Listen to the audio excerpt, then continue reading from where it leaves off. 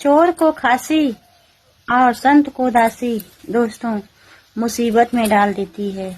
प्यार देने से बेटा बिगड़े और भेद देने से नारी। दोस्तों लोभ देने से नौकर बिगड़े और धोखा देने से यारी।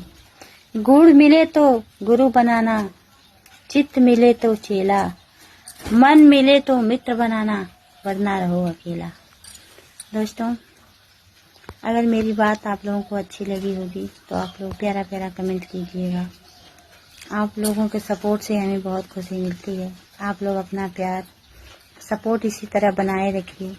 हमारे चैनल को फॉलो कीजिए, हमारा सपोर्ट कीजिए।